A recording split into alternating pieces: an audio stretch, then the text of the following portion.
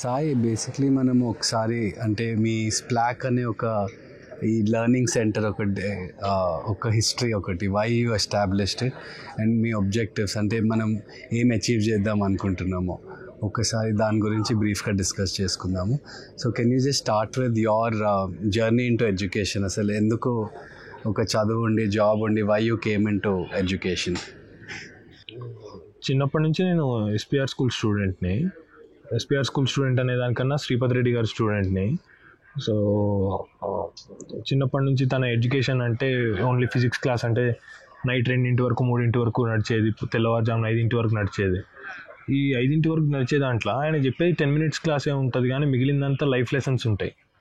So ఈ life లెసన్స్లో ఒకటి నాకు మైండ్లో బాగా నాటుకుపోయింది ఏంటి అంటే, నువ్వు జాబ్ చేయొద్దు, నువ్వు 10 మందికి జాబ్లు ఇచ్చే స్టేజ్లో ఉండాలి and you should be doing something great. ఎవడైనా జాబ్ చేస్తాడు, నువ్వు దానికన్నా మించింది ఒకటి చేయాలి అనేది బాగా ఇంపార్ట్ చేసారు. చేస్తే అది ఎట్లా చేయాలి అనేది మనకి ఏం ఐడియా లేదు, కానీ but that idea stuck in to my mind. And later on నేను ఇంజనీరింగ్కి వెళ్ళిన and when I completed my 10th ఇంకా రెగ్యులర్ అయిపోతుంది కదా, అందరు ఎట్లా పోతే మనం కూడా అట్లనే పోయేది వస్తుంది. సో 10th తర్వాత ఒక రెగ్యులర్ స్ట్రీమ్లోకి 11th 12th ఐఐటి అనే దాంట్లోకి వెళ్ళి, తర్వాత ఒక డీమ్డ్ యూనివర్సిటీ శివనాథ్ యూనివర్సిటీ దాంట్లో నాది గ్రాడ్యుయేషన్ అయింది మెకానికల్ ఇంజనీరింగ్. అయిన తర్వాత క్యాంపస్ ప్లేస్మెంట్ వస్తే వదిలేసి ఇక్కడ అక్షరవణంలో రీసెర్చ్ అసోసియేట్గా వర్క్ చేయడం స్టార్ట్ చేసిన. దీనికి మెయిన్ రీజన్ ఏంటి అంటే, అప్పుడు ఇంపార్ట్ చేసిన అది. తర్వాత ఎడ్యుకేషన్ అంటే మాకు పియర్ లెర్నింగ్ అప్పుడు కూడా ఎక్కువ ఉంటుండే, మనకి రాకపోతే పక్కన వాళ్ళని అడగడము, వాళ్ళ ద్వారా తెలుసుకోవడము, ఇది ఎక్కువ ఉంటుండే. కాబట్టి ఒక్కసారి నేను కరీంనగర్ ఎస్పీఆర్ స్కూల్కి వెళ్ళి అక్కడ క్లాసెస్ చెప్పిన. ఇట్లా టీచింగ్ వైపు ప్యాషన్ ఉంది అని అప్పటివరకు తెలియదు, కానీ నాకు అది ఇంట్రెస్ట్ అని నాకు తెలుసు. సో జాబ్ వచ్చిన తర్వాత వదిలేసి ఇక్కడికి వచ్చిన తర్వాత కిడ్స్ స్కూల్స్ స్టార్ట్ చేసినాము. దాని తర్వాత ఒక 3 years దాంట్లో వాలంటీర్గా వర్క్ చేసిన తర్వాత I need to start my own institute అని, స్ప్లాక్ అనే ఇన్స్టిట్యూట్ని స్టార్ట్ చేస్తా అని మాధవరెడ్డి గారికి, శ్రీపతి సార్కి పిచ్ చేసిన ఐడియా. 2 acre ల్యాండ్ బయట తీసుకొని స్టార్ట్ చేస్తా అని చెప్తే, లేదు ఇక్కడే స్టార్ట్ చేయి, మేము క్యాంపస్ ప్రొవైడ్ చేస్తాము, రెసిప్రొకేషన్లో నువ్వు మాకు టైం ఇవ్వు, ఏమన్నా హెల్ప్ కావాలంటే చెయ్యి అనే దాంట్లో స్టార్ట్ అయింది ఇది. That's how it started. And me curriculum అది కూడా కొంచెం డీటెయిల్గా చెప్తారా, ఎట్లా చదువుతారు పిల్లలు అంటే యాజ్ యూజువల్ అక్షరవణంలో ఏదైతే జరుగుతుందో నా దగ్గర కూడా అదే, as it is an extension of అక్షరవణం. No black boards, no teachers, just facilitators, no superiority, no inferiority. Anyone can raise a doubt, anyone can explain the doubt, solve the doubts. అట్లా మనం హాలిస్టిక్గా పిల్లవాడికి భయపడకుండా ముందుకు వచ్చి అడగడానికి, ఇక్కడ సార్ అనకుండా నన్ను అన్నానే అనమంట, అట్లా వాళ్ళతోటి గుడ్ ర్యాపో మెయింటైన్ చేస్తూ పేరెంట్స్ తోటి ఎప్పటికప్పుడు 1-on-1 ఇంటరాక్షన్స్ పెట్టుకుంటా. అట్లా ఇంతకుముందు గురుకులాలలో ఒక ఋషి కింద ఒక 20 మంది 30 పిల్లలు ఎట్ ద మ్యాక్స్ ఉంటుండే. వాళ్ళకి 1-on-1 ఇంటరాక్షన్స్ ఎక్కువ ఉంటాయి పిల్లలతో పాటు ఉన్నప్పుడు. వాట్ ఈజ్ వాట్ అనేది డీప్గా తెలుస్తుంది కాబట్టి వాళ్ళు ఎక్కువ ఇంపాక్ట్ క్రియేట్ చేయగలుగుతారు స్టూడెంట్స్. అదే 100 మంది ఉండి 200 మంది ఉంటే అంత ఇంపాక్ట్ క్రియేట్ చేయదు అని నేను అనుకుంటున్నాను. It might change from time to time. నాకు మళ్ళీ ఫ్యూచర్లో అట్లా ఇంపాక్ట్ చేయగలిగేది ఏమన్నా నాకు స్ట్రైక్ అయితే that would be great. And how did you convince your first students to join? అంటే ఇది ఒక కొత్త రకమైన స్కూల్ కదా, యూజువల్గా పేరెంట్స్ కన్విన్స్ గారు ఇట్లా అన్ని పనులు చేస్తూ చదువు చెప్పిస్తా అంటే. సో వాళ్ళని ఫస్ట్ 5 or 10 స్టూడెంట్స్ని ఎట్లా కన్విన్స్ చేసినావు? లోకల్లో ఒక స్కూల్లో నేను యాక్చువల్గా ఫిజిక్స్ డైరెక్టర్గా వర్క్ చేసిన పార్ట్ టైమ్గా. నాకు టైం ఉన్నప్పుడు వెళ్ళి అక్కడ ఫిజిక్స్ అండ్ నా బ్రెడ్ అండ్ బటర్ కోసం, ఓన్లీ బ్యాచిలర్గా ఉన్నప్పుడు మనకు పెద్ద ఖర్చులు ఏమి ఉండవు కదా. అలీబాబాద్ అప్పుడు నేను వీడియో చూసిన ఇంజనీరింగ్లో ఉన్నప్పుడు, ఫస్ట్ 5 years నీది కాదనుకొని వర్క్ చేయాలి, గ్రాడ్యుయేట్ అయిన తర్వాత నువ్వు if you are skilled enough then you have to go for your self, తర్వాత నువ్వు ఎస్టాబ్లిష్ చేసి దాన్ని ముందుకు తీసుకెళ్ళాలి అనేది ఒక వీడియో చూసిన. సో ఫస్ట్ 3 years నేను నాది కాదు అనుకొని, నా 22 yearsకి నాది గ్రాడ్యుయేషన్ అయిపోయింది. సో 25 yearsకి నేను ఐ నీడ్ టు స్టార్ట్ అని దిస్ ఫ్లాగ్ స్టార్ట్ చేసిన. సో ఎప్పుడైతే నేను ఫిజిక్స్ క్లాసెస్ అది లోకల్ స్కూల్లో చెప్పానో అట్లా నాకు కొంచెం రెప్యుటేషన్ ఉంది. అట్లా నేను స్టార్ట్ చేస్తున్నా అని తెలిసేసరికి దట్టు కరోనా నాకు కొంచెం హెల్ప్ చేసింది. స్కూల్స్కి అన్నిటికీ సెలవులు కాబట్టి కరోనా టైంలో ఎవరైతే ఎక్కువ మేజర్గా ఎఫెక్ట్ కాని టైంలో నేను స్టార్ట్ చేసిన. ఇది స్టార్ట్ చేసి ఇట్లా కొంతమందికి చెప్పిన ఇట్లా నేను స్టార్ట్ చేస్తున్నా. తెలిస్తే వాళ్ళు ఎవరైతే ఇంట్రెస్టెడ్ ఉన్నారో ఆ రెప్యుటేషన్ తోటి వాళ్ళు వచ్చారు. అట్లా 5 వచ్చారు. తర్వాత 1-on-1 వాళ్ళే వర్డ్ ఆఫ్ మౌత్ ద్వారా వెళ్ళింది. ఇట్లా 27 మెంబర్స్కి కూడా ఎవరికి కూడా ప్యాంప్లెట్ చూసి రావడము, ఏదో వీడియో చూసి రావడము లాంటివి జరగలేదు. ఓన్లీ వర్డ్ ఆఫ్ మౌత్ ద్వారానే వచ్చారు. ఇప్పుడు మీ పిల్లలు అంటే చదువు ఎట్లయినా వస్తుంది, మీకున్న ఆ టూల్స్ కానీ మీ బ్యాక్గ్రౌండ్ కానీ, బట్ ఈ వేరే ఏమన్నా డిఫరెన్సెస్ కనిపిస్తున్నాయా? పేరెంట్స్, మీ పిల్లల వాళ్ళ పేరెంట్స్ ఏమన్నా మీకు చెప్తున్నారా దట్ ఇట్లా ఇంప్రూవ్మెంట్ కనిపిస్తుంది ఆర్ ఈ చేంజ్ కనిపిస్తుంది ఈ సిస్టంలో అని? రైట్.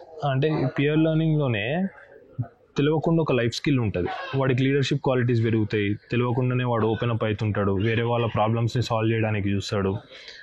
వాడు మ్యాథ్స్లో వెనకుండొచ్చు, లాంగ్వేజ్లో ముందుండొచ్చు. వాడు ముందున్నప్పుడు వాడు లీడర్ అవుతాడు లాంగ్వేజ్లో. లాజిక్లో వాడు వెనుక ఉన్నప్పుడు వాడు స్టూడెంట్ అవుతాడు, వేరే వాడు టీచర్ అవుతాడు. అట్లా హీ హ్యాస్ టు బ్యాలెన్స్. అంటే వీడు టీచర్గా ఉన్నప్పుడు వీడు ఏదో అరగెంట్గా బిహేవ్ చేస్తే, తర్వాత వీడు స్టూడెంట్ అయినప్పుడు ఇంకొకటి అరగెంట్గా బిహేవ్ చేస్తాడు. So they have to find the right balance to teach and not at the same time not be arrogant.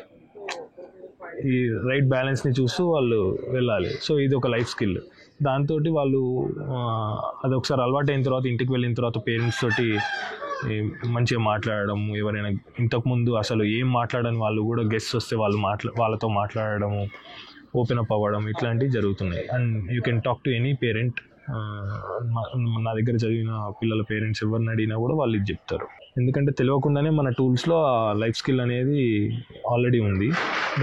అది కాకుండా నేను సెమీ రెసిడెన్షియల్ ఎవరైతే మన దగ్గర చదువుతారో వాళ్ళు ఈ గోశాల పని, cooking, washroom cleaning, rearing, different animals rearing అన్నీ చేస్తారు. ఇట్లా ఇవి లైఫ్ స్కిల్స్ అన్నీ కూడా వస్తాయి.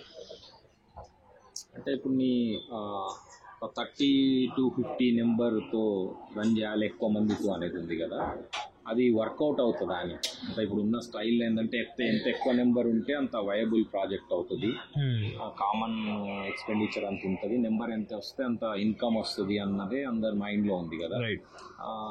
నువ్వు అట్లా తక్కువ నెంబర్తో ఎట్లా సర్వైవ్ అవుతావు అనేది?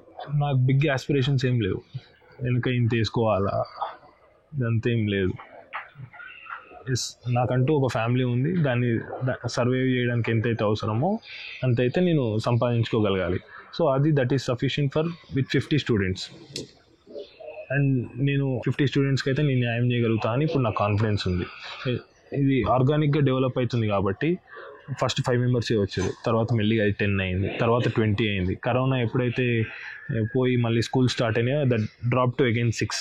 అక్కడ నుంచి మళ్ళీ ఇప్పుడు నేను 27కి బిల్డ్ అయినా అంటే ఇది చాలా ఆర్గానిక్గా జరుగుతున్నప్పుడు నాకు what are positives and what are my negatives అనేది క్లియర్ కట్గా నాకు తెలిసి దాన్ని బిల్డ్ చేసుకుంటూ వచ్చిన.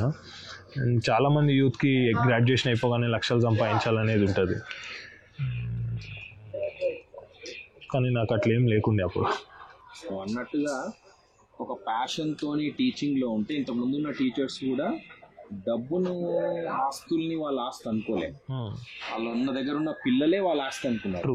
వాళ్ళు ఎదిగిన క్రమంలో వాళ్ళు ఎంత ఎదిగితే అంత వీళ్ళ ఆస్తి పెరిగింది అనుకున్నారు తప్పిస్తే. కానీ ఇప్పుడు పెద్ద ఆల్రెడీ టీచింగ్లో చాలా ఎక్స్పీరియన్స్ ఉన్న టీచర్స్ కూడా సమాజ పోకర్ల బట్టి వాళ్ళు పెద్ద ఇల్లు కట్టుకోవాలని, వాళ్ళు పెద్ద కార్లు కొనాలని వాళ్ళే అనుకుంటున్నప్పుడు యంగ్ నీ కొలీగ్స్, నీ ఎంబర్ తిరిగారు సాఫ్ట్వేర్లో స్టార్టప్లు స్టార్ట్ చేసి కోట్లు సంపాదిస్తుంటే నువ్వు ఇట్లా తక్కువతో సాటిస్ఫై అవుతా అనే దాన్ని సమాజం అయితే యాక్సెప్ట్ చేయదు. చాలా రకాలుగా ప్రెజర్ కూడా ఉంటుంది. మా ఫాదరే యాక్సెప్ట్ చేయరు. మరి ఎట్లా తక్కువ నిలబడతావా అని? నేను ఇప్పటి వరకు నిలబడ్డా. I think I will be doing that in further కూడా. తర్వాత మా ఫాదర్కి, మా మదర్కి ఫస్ట్ నుంచి నేను చెప్పుకుంటూ వచ్చిన ఇంజనీరింగ్లో ఉన్నప్పుడే I'm not suitable for 9 to 5 kind of job అని మా మదర్కి, నేను క్యాంపస్ ప్లేస్మెంట్స్కి అటెండ్ అవుతున్నా కూడా నాకు ఎందుకో కరెక్ట్గా అనిపిస్తలేదని నేను ముందే చెప్తూ ఉన్నా. వన్ ఫైన్ డే నాకు జాబ్ వచ్చింది. ఆ రోజే మా ఫ్రెండ్స్కి కాల్ చేసి ఇట్లా స్కూల్స్ పెడదాం అనుకుంటున్నాము అని అన్నారు. అన్నప్పుడు ఆ రోజే ఈ జాక్మా వీడియో చూడడము, దిస్ ఈజ్ మై కాలింగ్ అనిపించి ఎమ్మటే మా పేరెంట్స్కి కూడా చెప్పకుండా ఫస్ట్ రిజెక్ట్ చేసి ఇటు వచ్చేసినాం. వచ్చిన తర్వాత చెప్పిన వాళ్ళకి ఇట్లా వదిలేసిన. సొసైటీలో ఇప్పుడున్న ప్రజెంట్ టీచరు ఎంతో మెచ్యూర్డ్ ఉన్న వాళ్ళే, ఫీల్డ్లో చాలా రోజుల నుంచి ఉన్న వాళ్ళే డబ్బు వైపు పరిగెత్తుంటే, నువ్వు కొత్తగా వచ్చేవాళ్ళు, నీ కొలీగ్స్, నీ ఫ్రెండ్స్ అందరూ డబ్బులు సంపాదిస్తున్నప్పుడు నీకు మళ్ళీ ఎక్కడన్నా రీథింకింగ్ వస్తుందా అనేది. అంటే ఈ మోడల్లో 20 మోడల్లో నువ్వు కార్పొరేట్లోకి వెళ్ళిపోతే బాగా డబ్బులు సంపాదించేసుకో, అండ్ ఆ 20-30 మోడల్ 100 మోడల్ లో డబ్బులు రాకుండా అసలు, అంటే అందులో కూడా ఎక్కువ వాళ్ళతో ఎక్కువ వసూలు చేస్తాను అనలేను. నాకు వాళ్ళు ఎంత ఇస్తే అంతదో నేను సర్దుకుంటా అన్నావు. ఇది చాలా చాలా డిఫరెంట్గా అనిపిస్తుంది. నేను చాలా స్ట్రిక్ట్గా కూడా ఉంటా. నేను ఏదైతే పేమెంట్ మెథడ్ పెడతానో దానికి ఫస్ట్ నేను గట్టిగా చెప్తా. అది పేమెంట్ చేయకపోతే కూడా అది అడుగుతాను నేను, ఎందుకంటే దట్ ఈజ్ మై సర్వైవింగ్ కదా. సో ఒకవేళ అది స్టిక్ కాకపోతే నేను ఈజీగా సారీ చెప్పేస్తా. నేను అట్లా ఫ్రీగా కూడా చేయనని కూడా చెప్తాను. మళ్ళీ అట్ ద సేమ్ టైం నేను ఫ్రీగా వాలంటీర్ చేస్తాను అక్షరవణంలో. కానీ ఎవరైతే నా దగ్గరికి వచ్చి నేను ఫ్రీగా చెప్పాలని కోరుకుంటారో అది నేను చేయనని కూడా ఫ్రీగా నేను ఓపెన్గానే చెప్పేస్తాను. అండ్ నా దగ్గర పిల్లలు ఎవరైతే చదువుతున్నారో వాళ్ళ పేరెంట్స్ ఎవరిని అడిగినా కూడా నేను చాలా స్ట్రైట్ ఫార్వర్డ్ ఉంటా అనేది చెప్పేస్తారు. అవసరం లేకపోతే నేను అసలు అవసరం లేదని చెప్పేస్తా, అవసరం అయితే నేను ఖచ్చితంగా చేయాలని చెప్తా అని కూడా మార్నింగ్ టెస్టిమోనియల్స్ తీసుకున్నారు వేరే పేరెంట్స్, వాళ్ళు కూడా చెప్పారు అట్లనే. ఇప్పుడు అంటే మామూలుగా ఇక్కడ అక్షరవనము ఈ మోడల్ని స్కూలింగ్లో తీసుకెళ్ళి దీన్ని స్కేల్ చేయాలనేది ఒక మోడల్. రెండో మోడల్ నీతో అసోసియేట్ కావడానికి ముఖ్య కారణం కూడా, ఆ రోజు భారతదేశంలో 3,60,000 గురుకులాలు ఉన్నాయి. ఆ గురుకులాలలో నీలాగనే ఆ పిల్లలే నా ఆస్తి అనుకుంటూ ఆ కొద్ది మంది పిల్లల్ని మంచి భవిష్యత్ తరానికి తీర్చిదిద్దిన వాళ్ళు ఉన్నారు. ఎందుకంటే హ్యూమన్ రిసోర్సెస్ని తయారు చేయడం అనేది అది మన మెకానికల్ ఫ్యాక్టరీ కాదు. అట్లా నెంబర్ని చేయడం అనేది, హ్యూమన్ రిసోర్సెస్ అనేది చాలా పొటెన్షియల్గా తయారు చేయాలంటే వెరీ ఫోకస్గా ఒక్కొక్క ఇండివిజువల్ మీద మనం ఫోకస్ చేసి తయారు చేసినప్పుడు మాత్రమే వాళ్ళు సమాజానికి అప్పరుస్తారు, మంచి మన భారతదేశాన్ని ముందుకు తీసుకెళ్ళడానికి అవకాశం ఉంటుంది. కాబట్టి ఇలాంటి అక్షరవణాలు 3,60,000 రావాలి అనే దాంట్లో నీది తొలి అడుగు. అది దాంట్లో ఎందుకనంటే ఈ కార్పొరేట్ లక్షల మంది విద్యార్థులు ఉన్న స్కూళ్ళల్లో ఆ స్కూల్ స్టార్ట్ చేసిన వాళ్ళకి దృష్టి అంతా కూడా వాళ్ళ దగ్గర ఫీజులు ఎట్లా వసూలు చేయాలి దాని మీదే ఉంది తప్పిస్తే వాళ్ళను ఒక మంచి పౌరులుగా తీర్చిదిద్దాలనేది మాత్రం అసలు ప్రయారిటీలో లేదు, లాస్ట్ ప్రయారిటీలో కూడా లేదు. అసలు అందులో నుంచి లిస్టులో నుంచే వెళ్ళిపోయింది.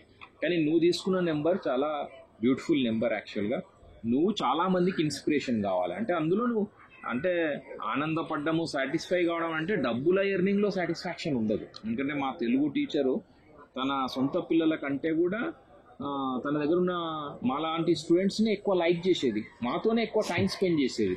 ఎందుకు సింపుల్గా అనేది, అరే వాళ్ళు భగవంతుడు ఇచ్చిన బిడ్డలు, మీరు నాకు భోజనం పెడుతున్న బిడ్డలు, కాబట్టి నా సమయం మొత్తం మీకే నేను అంకితం చేస్తా అని చివరి వరకు కూడా తను ఆ విధంగా పనిచేసి ఈరోజు చరిత్రలో నిలిచిపోయింది. నేను ఎక్కడ వెళ్ళినా కూడా మా teacher, Telugu teacher Muniyappa sir, ఆయన చెప్పిన మాటలతో మేము ఇక్కడ వచ్చినాము అని.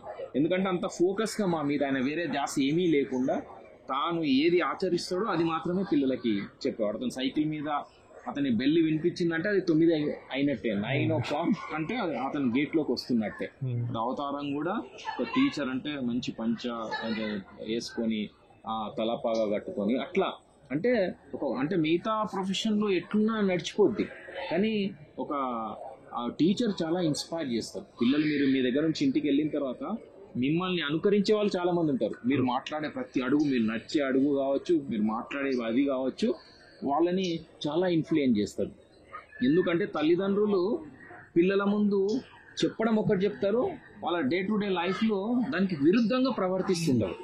దాంతో తల్లిదండ్రుల మీద కూడా గౌరవం ఉండదు, తల్లిదండ్రులను అనుకరించరు. కానీ టీచర్గా మీ దగ్గర ఉన్న 8 గంటల్లో మీరు చెప్పేది ఆచరించేది చెప్తారు. మళ్ళీ మీ ఫ్యామిలీ లైఫ్ ఏం జరుగుతుందో వాళ్ళకి సంబంధం లేదు.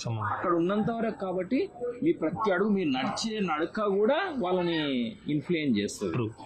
కాబట్టి మనం అంటే వందే మాతరం ఫౌండేషన్ అక్షరవనం ఇలాంటి యంగ్ బ్యాచ్తో ముందుకు వెళ్ళడము, దాంట్లో నువ్వు ధైర్యంగా ముందుకు రావడం, ఒక మంచి జాబ్ ఉంటే కూడా వదిలిపెట్టి దీనికి రావడం అనేది చాలా అంటే మంచి ఆనందం అనిపిస్తుంది. ఎందుకంటే మనం అనుకున్న మా విజన్లో, అక్షరవనం విజన్లో అది చాలా ఇంపార్టెంట్. మనం ఒక్కరం కాదు, ఇలాంటి మోడల్స్ చాలా రావాలనేది.